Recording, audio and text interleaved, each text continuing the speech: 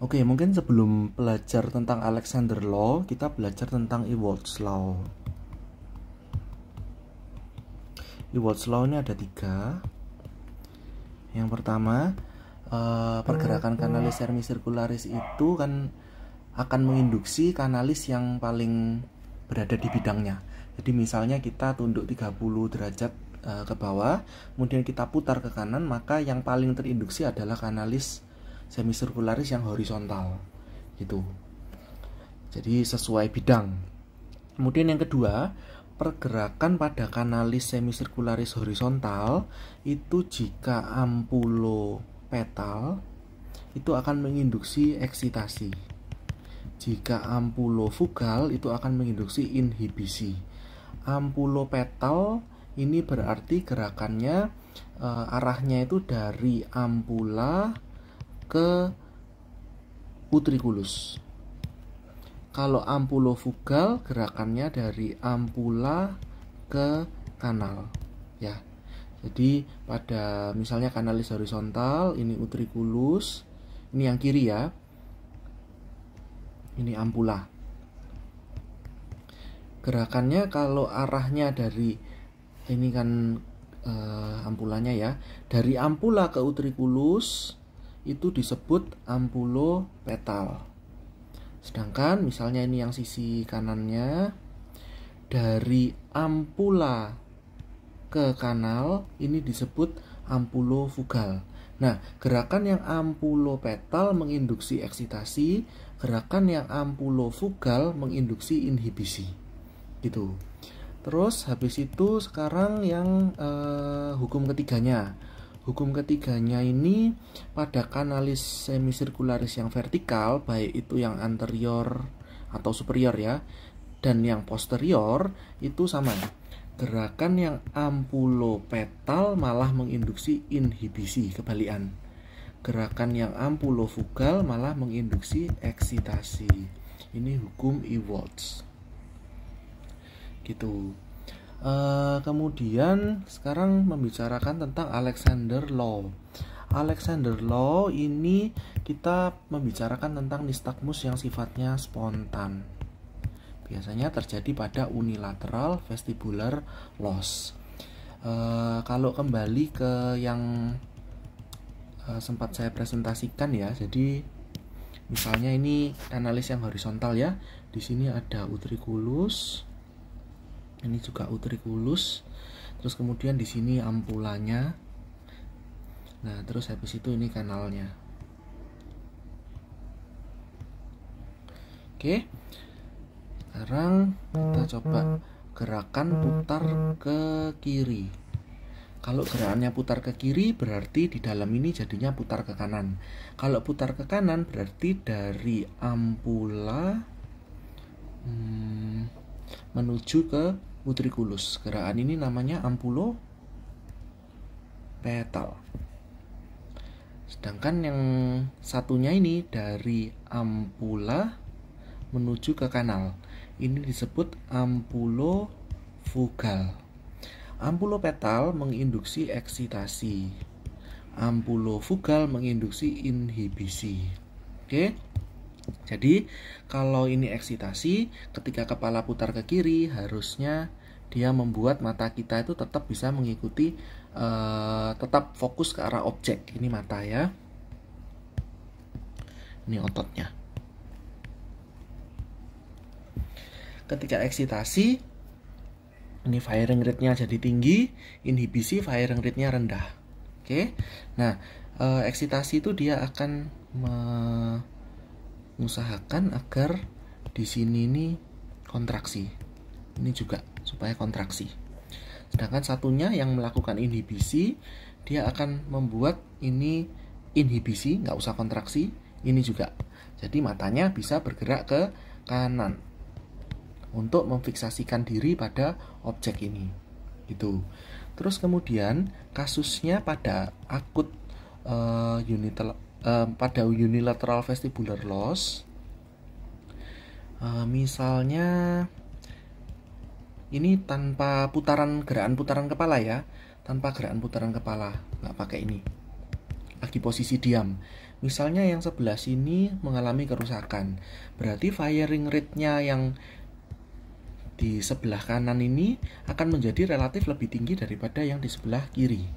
Oleh karena itu yang dianggap eksitasi adalah yang kanan, yang kiri dianggap inhibisi. Sehingga yang eksitasi ini akan menimbulkan kontraksi di sini. Satunya yang inhibisi ini akan menginhibisi yang sini. Gitu. Jadi berdasarkan firing level. Ini padahal tidak ada pergerakan kepala. Sehingga slow phase nystagmusnya akan menuju ke kiri. Kemudian setelah dia sadar, fast phase-nya akan menuju ke kanan nystagmusnya. Ini disebut right beating nystagmus. Ini pada pada unilateral vestibular loss untuk hukum Alexander ini. Sekarang coba balik lagi ke hukum Ewolds ya. Sekarang mau membicarakan yang kanalis vertikal. Kalau yang horizontal tadi kan skemanya kira-kira seperti ini ya. Ini yang horizontal. Nah, yang vertikal beda, bukan seperti ini. Yang vertikal itu utrikulusnya di sini. Ampulannya di sini. Oke, ini yang kiri belakang. Yang kanan depan kan pasangannya gitu ya. Kiri belakang sama kanan depan. Yang kanan seperti ini. Kita coba lihat misalnya gerakannya ini diksal pike ya, sudah pos subuhnya sudah diluruskan, sudah toleh. Terus kemudian gerakannya ini ke belakang. Oh, nggak bisa ya, sebentar. Mana ini? Oh ini, sorry. Gerakannya ke belakang.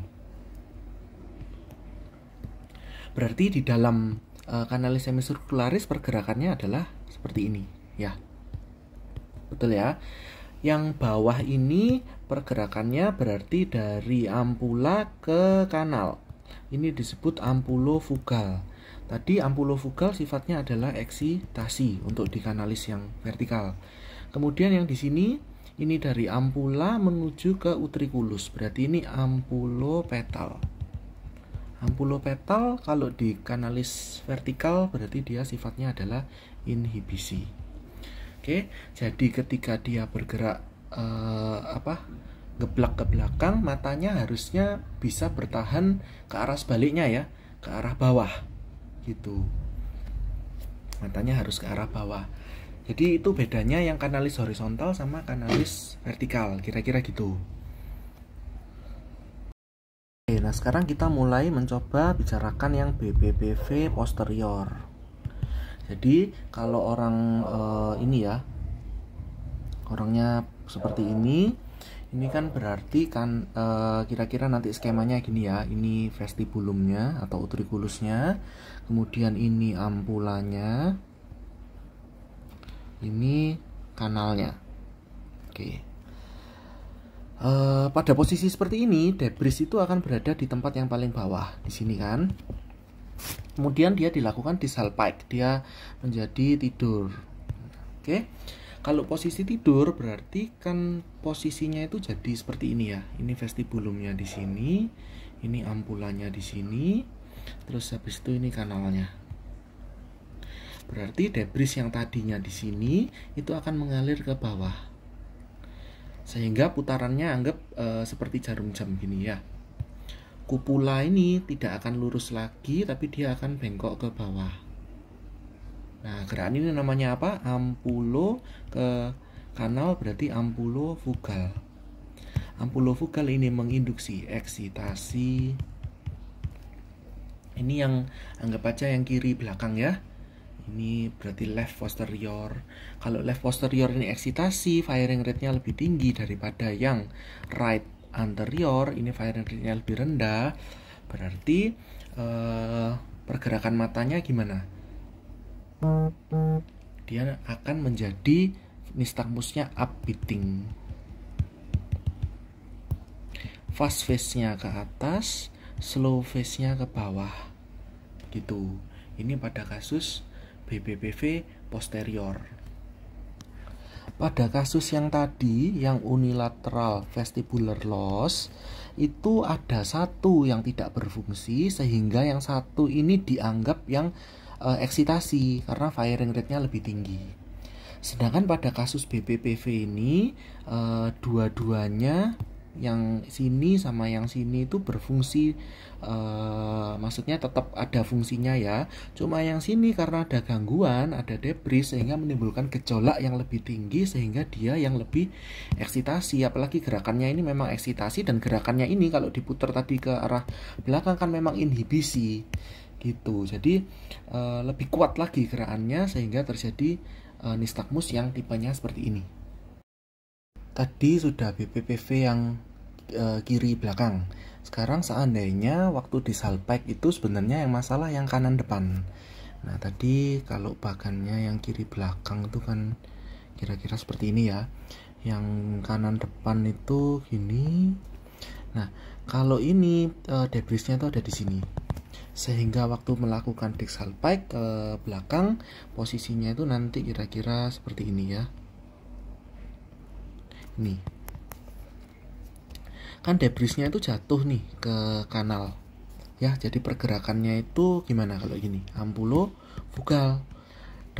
Yang kanan depan right anterior yang mengalami ampulofugal, alias kalau ampulofugal itu berdasarkan hukum Ewald tadi untuk analis vertikal adalah eksitasi gitu. Ini eksitasi karena firing rate-nya dia lebih tinggi daripada yang belakang ini jadi dianggap ini yang inhibisi gitu. Kalau seperti ini lebih eksitasi, maka pergerakannya jadi gimana? Jadi downbeating kan, slow phase-nya ke mana? Slow phase-nya ke up, ke kepala atas ya. Terus habis itu fast phase-nya ke bawah gitu. Ini bisa bayangkan nggak ya? Jadi downbeating. Jadi cocok ya dengan yang tabel dari kolegium itu. Oke. Jadi pada ini dihapus gini aja.